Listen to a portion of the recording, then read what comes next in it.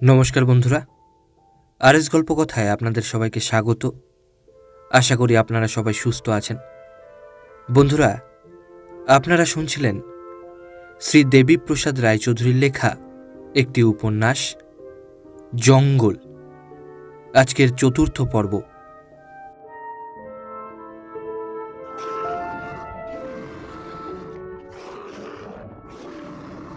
শুভ্র জ্যোৎস্নাস্নাত গভীর অরণ্য, নিস্তব্ধ রজনী। আমি একা, প্রতি মুহূর্তে মৃত্যুর অপেক্ষা করিতেছি বনস্পতির আড়ালে।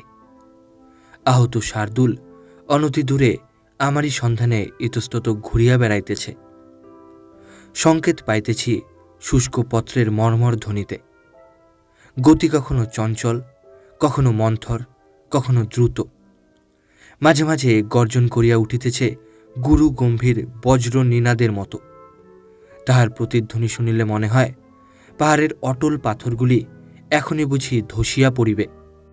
তাহার পর অবর্ণনীয় নিস্তব্ধতা, পরক্ষণেই দারুণ যন্ত্রণা মিশ্রিত গোঙানি, যেন অভিশাপের অন্তর্ভেদী বাণী। সন্ধ্যার অনতিপূর্বে গুলি চালাইয়াছিলাম। ছোট ৩০০.২৫ বোর রাইফেলের টোটা মাথায় কিংবা হৃদয়ে লাগিলে এরূপটি ঘটিত না, কিন্তু দুর্ভাগ্যবশত গুলি এমন কোনো একটি স্থানে লাগিয়াছিল যাহা মারাত্মক জখম ছাড়া আর বেশি কিছু করিতে পারে নাই। হরিণ শিকারে আসিয়াছিলাম, সুতরাং বড় রাইফেলের বোঝা বহন করা প্রয়োজন বোধ করি নাই। বিটারেরা যখন জঙ্গল ভাঙিয়া পশু তাড়াইয়া আনিতেছিল, তখন ভাবিতে পারি নাই বিরাটাকার কুলীন বংশোদ্ভব বাঘের সহিত অকস্মাৎ এবং অপ্রস্তুত অবস্থায় সাক্ষাৎ ঘটিবে। যে মহড়া লইয়া দাঁড়াইয়াছিলাম তাহা একাধিক পশুর পথের সঙ্গমস্থল। এরকমটি ক্বচিৎ দেখা যায়, কারণ জঙ্গলে খাদ্যখাদক সম্বন্ধ থাকায় প্রত্যেক জন্তু জাতি হিসাবে স্ব গন্তব্যপথ স্বতন্ত্র করিয়া থাকে। কিন্তু উপস্থিত ক্ষেত্রে প্রচলিত নিয়মের ব্যতিক্রম ঘটিয়াছিল। হরিণ, শূকর, চিতার গন্তব্যস্থল এক। কুলীন শার্দুলের চরিত্রে আভিজাত্যের অভাব কখনো দেখি নাই। উক্ত ভয়াবহ জন্তুটির পদচিহ্ন না পাইয়া নিশ্চিন্ত ছিলাম। আত্মরক্ষা ও শিকারের সফলতা সম্বন্ধে ৩০০.২৫ বড়ি যথেষ্ট। ধূর্ত ও ক্ষিপ্রগতি সম্পন্ন লেপার্ড যদি আসিয়া পড়ে, তাহা হইলে তাহার অভ্যর্থনার উপযুক্ত সম্মান দিতে আমার হস্তস্থ রাইফেল পিছাইয়া যাইবে না। ৫ ফার্লং স্থান পরিধি লইয়া বিটারেরা অর্ধচক্রাকারে আমার দিকে অগ্রসর হইতেছিল। আমি ছোট্ট এবং নিরীহ দৃশ্য আগ্নেয়াস্ত্রটি লইয়া প্রস্তুত হইয়াছিলাম। ইতিপূর্বে বহু জঙ্গলে ঘুরিয়াছি, কিন্তু প্রশস্ত রাজপথে দাঁড়াইয়া কখনো শিকার করি নাই। মাইলের পর মাইল সরলরেখাযুক্ত রাস্তাটি ডাইনে বায়ে দৃষ্টির বাহিরে অদৃশ্য হইয়া গিয়াছে। লক্ষ্যভেদী হিসাবে আমার সুনাম আছে, তথাপি অসুবিধা বোধ করিতেছিলাম, কারণ ডাইনের দিকে মুখ করিয়া রাইফেল ধরিলে হঠাৎ বায়ে ঘুরিয়া এক মুহূর্তে টিপ করা সোজা নয়। সেইরূপ বায়ের দিকে প্রস্তুত হইয়া থাকিলে ডাইনে ঘোরায় অসুবিধাও সমান। যাহা হোক, রাইফেল চালানো সম্বন্ধে নিজের প্রতি শ্রদ্ধা ছিল, সুতরাং লক্ষ্যভ্রষ্ট হইবার সম্ভাবনা একরকম ছিল না বলিলে অত্যুক্তি হইবে না। অতি ক্ষীণ হইতে বিটারদের চিৎকার ক্রমশ স্পষ্ট হইয়া আসিতে লাগিল। আমি দক্ষিণ স্কন্ধে রাইফেলের বাট রাখিয়া একবার ডাইনে একবার বায়ে ঘুরিয়া ঘুরিয়া দেখিতে লাগিলাম। নিবিড় উত্তেজনায় আমার অন্তর থরথর কাঁপিতেছে। জঙ্গলের গভীরতা ভেদ করিয়া কখন কি বাহির হইয়া আসিবে ঠিক নাই। এক মুহূর্তের অন্যমনস্কতা সব কিছুর চেষ্টাই পণ্ড করিয়া দিতে পারে। প্রতিটি মুহূর্তে হৃৎস্পন্দন দ্বিগুণভাবে বাড়িয়া উঠিতে লাগিল। হঠাৎ শুনিলাম খসখস পদশব্দ। অভিজ্ঞতায় বুঝিলাম জানোয়ারটি ছোট, তথাপি প্রস্তুত হইয়া রহিলাম। অতি নিকটে ঝোপটি নড়িয়া উঠিল। ঘোড়া টিপিয়াছিলাম প্রায়। হতাশ হইয়া গেলাম। পদশব্দ জানোয়ারের নয়, একটি ময়ূর রাস্তা পার হইয়া গেল। শিকারে এরূপ ঘটনা বহুবার ঘটিয়াছে, দমিলাম না, কিন্তু মনে মনে স্থির করিলাম এতখানি স্থান সম্মুখে রাখিয়া আর ভবিষ্যতে শিকার করিতে আসিব না। পাল্লার বাহিরে শিকার দেখিব, অথচ মারিতে পারিব না, ইহা অপেক্ষা দুঃখের কারণ আর কি হইতে পারে? হতাশার কারণ অনুসন্ধান করিতেই মনে পড়িল মাকুন্দ সেই লোকটির কথা। অযাত্রাকে প্রাণ ভরিয়া অভিশাপ দিলাম। প্রাতঃকালে করজোরে গুড মর্নিং করিয়া ইস্ট অ্যান্ড ওয়েস্টের মিলন আমার সামনে না ঘটাইলে কি আমি তাহার পাকা ধানে মই দিতাম? অযাত্রার কথা ভাবিয়া কিঞ্চিৎ অন্যমনস্ক হইয়া গিয়াছিলাম। এই অবসরে একটি চতুষ্পদীও আমাকে অতিক্রম করিয়া নির্বিবাদে সামনের জঙ্গলে ঢুকিয়া পড়িল। জন্তুটি বৃহদাকার নেউল। দুঃখের কারণ ছিল না, তথাপি নিজের অপ্রস্তুত অবস্থাকে ক্ষমা করিতে পারিলাম না। আবার সেই পারাবত বক্ষ, দীর্ঘকেশযুক্ত ক্ষীণ কলেবর কবিকে মনে পড়িল। মনকে দৃঢ় করিলাম, তাঁবুতে ফিরিয়াই খাই বা না খাই প্রথমেই সেই জীবটিকে তাড়াইব। প্রয়োজন হইলে নিতান্ত বিনীত ও ভদ্র ভাষা ব্যবহার করিব এবং তৎসহিত প্রথম শ্রেণীর ভাড়া হাতে গুজিয়া দিয়া বলিব, তুমি অপয়া। অর্থের বিনিময়ে মঙ্গলের সম্ভাবনা থাকে, তাহা হইলে সেই সুযোগ প্রত্যাখ্যান করা নিতান্তই বোকার কাজ হইবে। কেন? আমার শিকারব্যাধি তাড়াইবার জন্য পিসিমাই তো স্বস্ত্যায়নের স্রষ্টা গৃহপুরোহিতকে যথেষ্ট টাকা দিয়া থাকেন। আমি না হয় প্রথম শ্রেণীর ভাড়া বহন করিলাম। সময় ইতিমধ্যে সন্ধ্যার দিকে ঝুঁকিয়া পড়িয়াছে। 2 দণ্ড উত্তীর্ণ হইতে চলিল। একটিও সিগারেট খাইবার অবসর পাইনি। নেশার দুর্দমনীয় মোহ আমাকে প্রায় কাবু করিয়া আনিয়াছে। কিন্তু বন্দুক ছাড়িয়া সিগারেট ধরাই কেমন করিয়া? রেডি ট্রিগার অসাবধানতাবশত যদি ছুটিয়া যায়, তাহা হইলে হরিণ অন্যদিকে পলাইবে। এই সব কিছুর জন্যই দায়ী সেই আদমরা কবি। রজকের বাড়িতে ঢাকাই শাড়ি দেখিয়া যে কল্পিত স্বত্বাধিকারিণীর প্রেমে পড়ে, সে আর যাহাই হোক ভেজালহীন অপয়া না হইয়া যায় না। এখান হইতে ফিরিয়াই কবিকে বেধড়ক মার দিব ঠিক করিলাম। পরক্ষণেই মনে হইল, কি সর্বনাশ! সত্যই যদি মারিয়া বসি তো জঙ্গলের ভিতর অ্যাম্বুলেন্স গাড়ি পাইব কোথা হইতে? অত্যন্ত দমিয়া গেলাম। জীবন্ত অপয়া, তাহাকেও ঠ্যাঙাইবারও উপায় নাই। দ্বীপ্রহর হইতে বন ঠ্যাঙানো চলিয়াছে, এখন পর্যন্ত কিছু পাইলাম না, এবং যদি বা কিছু পাইলাম তাহাও আবার ময়ূর ও নেউল। উহারা গেলে আবার অন্যমনস্ক হইলাম। সর্বোপরি একটিও সিগারেট জোটে নাই। ক্ষুধা ও তৃষ্ণায় তালু শুকাইয়া গিয়াছে। এতগুলি অঘটনের যোগাযোগ ওই অপয়াটাকে সঙ্গে না আনিলে ঘটিত না। পুনরায় এক ছাঁচে ঢালা কঙ্কালসার 1 ডাইমেনশনাল তন্বীদের সেই কবিকে মনে পড়িল। দীর্ঘ নিঃশ্বাস সহ নিজের দৃঢ় পেশিবহুল উলঙ্গ বাহুটি নানাভাবে ঘুরাইয়া দেখিলাম। তাহার পর আত্মাকে সান্ত্বনা দিলাম এই বলিয়া, উহারা বোঝে না, না বুঝুক, ক্ষতি নাই। কিন্তু তাঁবুতে ফিরিয়া ওই কবিকে মারিবই ঠিক করিলাম। একান্তই যদি প্রয়োজন হয় মারের পর ফার্স্ট এড প্রয়োগ করিলেই চলিবে। ক্ষুধা, তৃষ্ণা ও শিকারের ব্যর্থতায় মন দমিয়া গিয়াছিল। দুত্তর বলিয়া পার্শ্বের রাইফেলটি রাখিতে যাইব, অমনি কানের অতি নিকট দিয়া বো করিয়া গুলি বাহির হইয়া গেল। অজ্ঞাতে ট্রিগার টিপিয়া ফেলিয়াছিলাম। পাহাড়ে পাহাড়ে শব্দের প্রতিধ্বনিতে বার্তা জীবন্ত ও সচেতন অবস্থায় শুনিলাম। গুলি ও আমার মাঝে আনুমানিক অর্ধ ইঞ্চির ব্যবধান না থাকিলে আজ এই শিকার কাহিনী লিখিতাম না। প্রতিধ্বনি এখন আর নাই, কিন্তু তাহার রেশ হৃদয়কে দারুণভাবে আলোড়িত করিয়া তুলিয়াছে। শিকারীর এই জাতীয় দুর্বলতা শোভনীয় নয়, কিন্তু সত্যকে অস্বীকার করিবার সাহস নাই। বাঘের সামনে বহুবার পড়িয়াছি এবং বহুবার তাহাদের আক্রমণ হইতে নিজেকে বাঁচাইয়াছি, কিন্তু সজ্ঞানে কখনো মৃত্যুকে এভাবে উপলব্ধি করি নাই। আবার গুলি ভরিয়া লইলাম। এই ঘটনার পর বেশ খানিকটা সময় কাটিয়া গিয়াছে।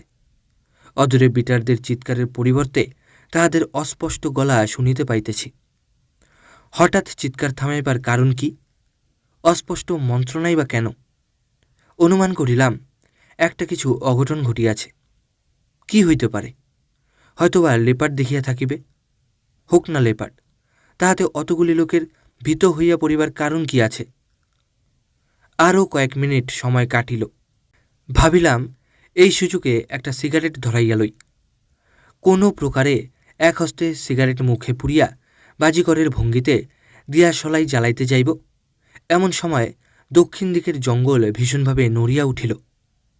তাহার পরেই দেখিলাম একটি ছোট খাটো খড়ের ছাউনিযুক্ত কুটিরের চালা শূন্যে উড়িতেছে। চকিতে দিয়াশলাই সিগারেট ফেলিয়া রাইফেল তুলিয়া ট্রিগার টিপিলাম। সঙ্গে সঙ্গে গুরুম শব্দে গুলি বাহির হইয়া গেল এবং পর মুহূর্তে বন্দুকের আওয়াজকে নিষ্প্রভ করিয়া শার্দুলের হুঙ্কার পারিপার্শ্বিক আবেষ্টনী কম্পিত করিয়া তুলিল। দেখিলাম এক লম্ফে বাঘ রাস্তা পার হইয়া সামনের জঙ্গলে ঢুকিয়া পড়িয়াছে। সৌভাগ্যবশত শার্দুল আমাকে দেখে নাই। বনের রাজা আহত হইয়াছে। এ অবস্থায় ঘন কণ্টকময় ঝোপের ভিতর তাহার পিছনে যাই কেমন করিয়া। গুলি যখন চালাইয়াছিলাম তখন এমন সময় ছিল না যে জন্তুটি আসলে কি দেখিয়া লই।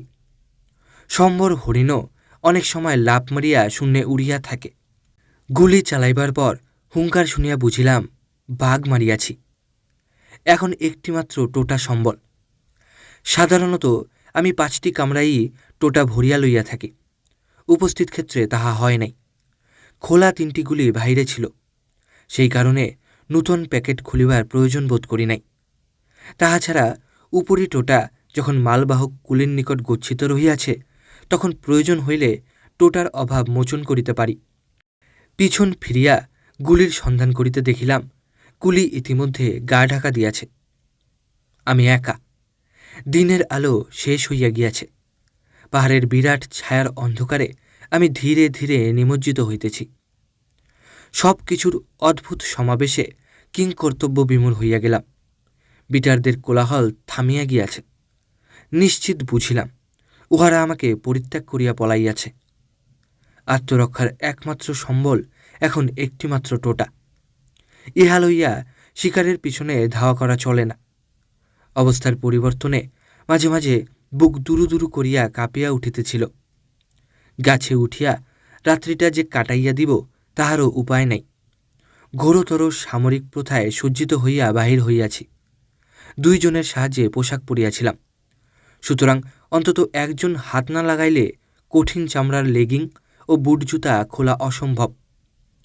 পরিচ্ছদকে স্মার্ট করিতে গিয়া যে চওড়া বেল্ট ও কষা ব্রিচেস পরিয়াছিলাম তাহাতে মাথা নত করিবার উপায় নাই।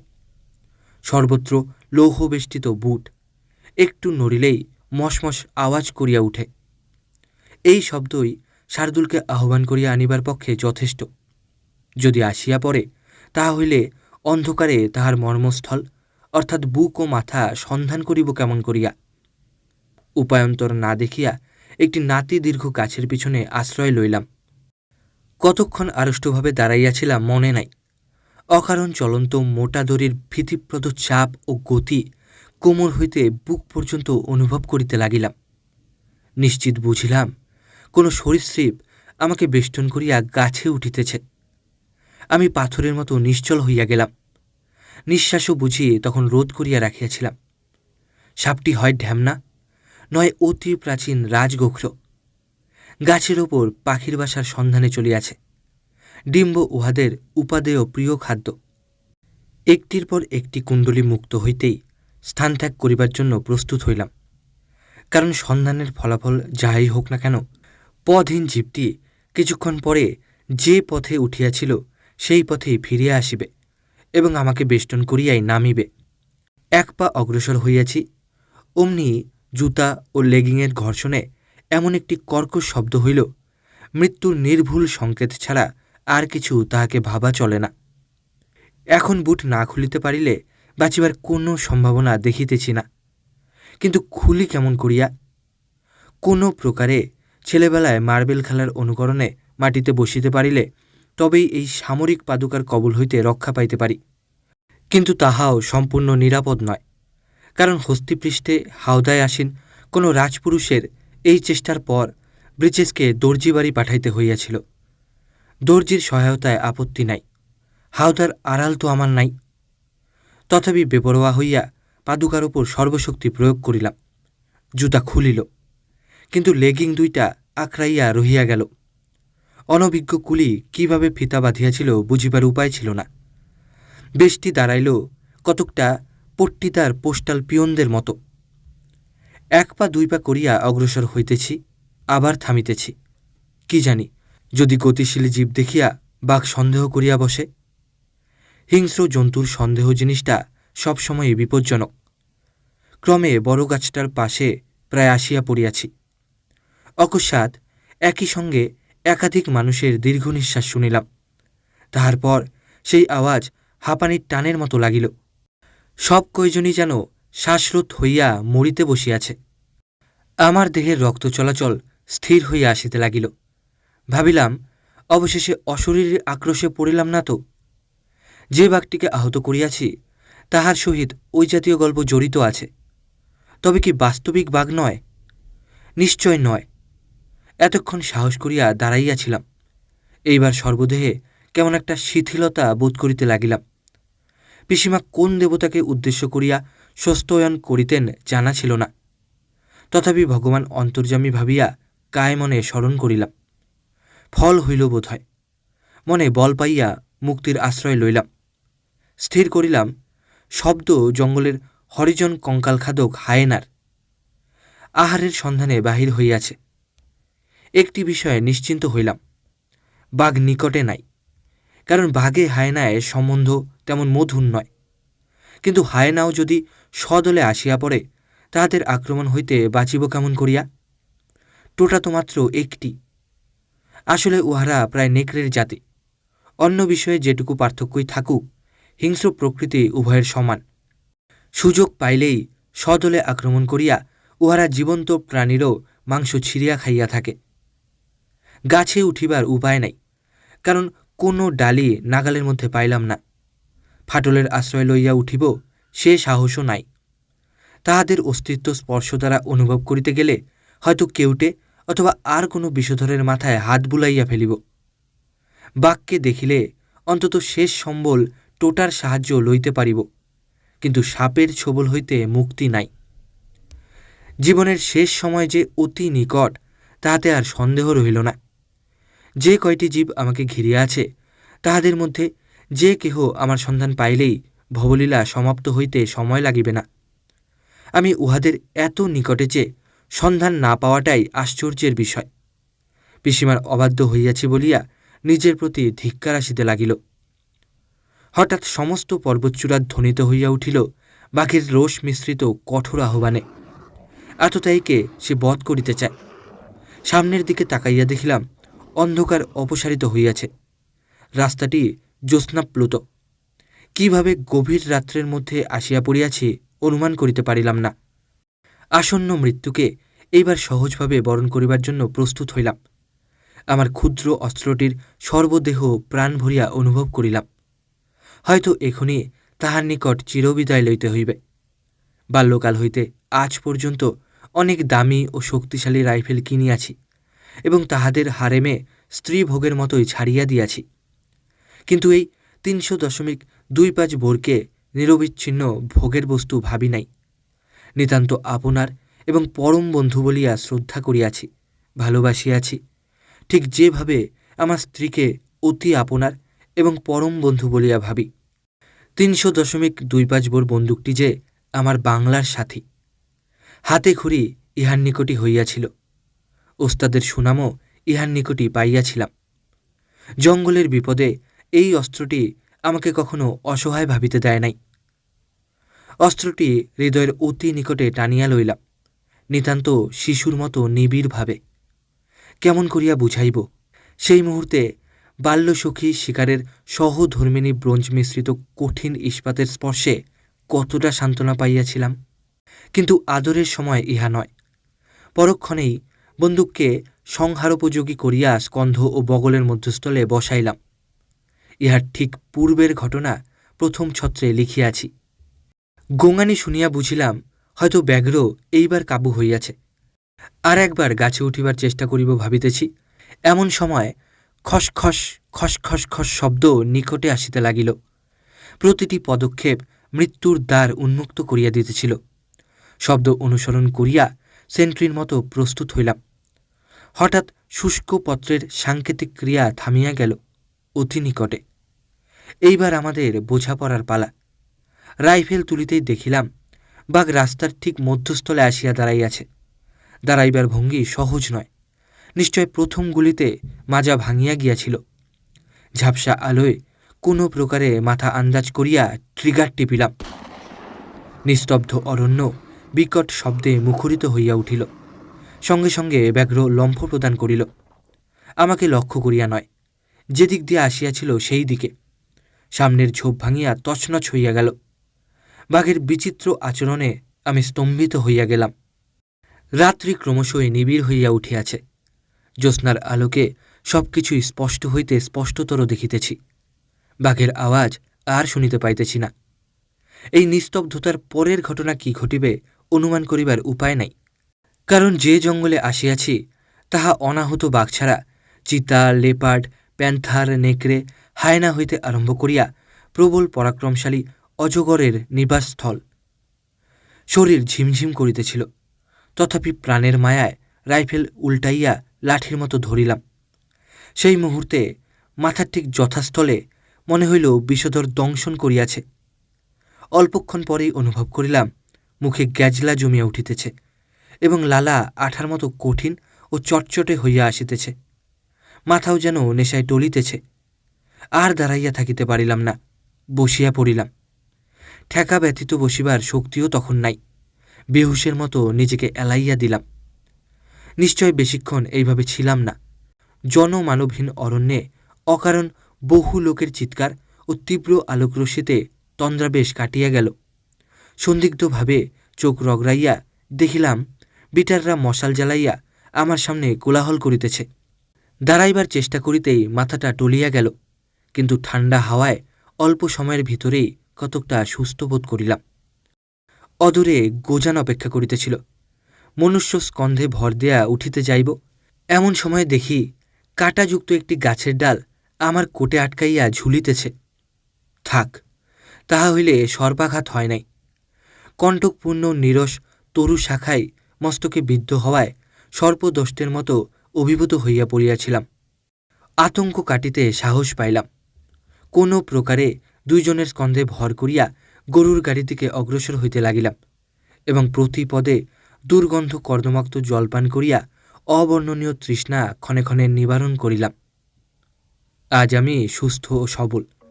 ভয় পাইলে মানুষ যে অযথা মরিতে পারে তাহার প্রমাণ পাইয়াছি কাঁটাযুক্ত নির্বিষ ডালের ছোবলে। এই অকারণ ভীতির জন্য মনস্তাত্ত্বিকদের নিকট শ্রদ্ধাঞ্জলি অর্পণ করিতেছি।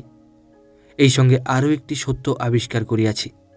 তাহা হইতেছে, অপরিশ্রুত জলপান করিলে সুস্থ ও শক্তিসম্পন্ন ভদ্র সন্তানের প্রাণহানি হইবার সম্ভাবনা সবসময় থাকে না। আমার স্ত্রীর সহিত সশরীরে এবং অত্যন্ত স্বাভাবিকভাবে বসবাস করিতেছি, তথাপি এই সত্যটি তাহাকে সম্পূর্ণ বিশ্বাস করাইতে পারি নাই।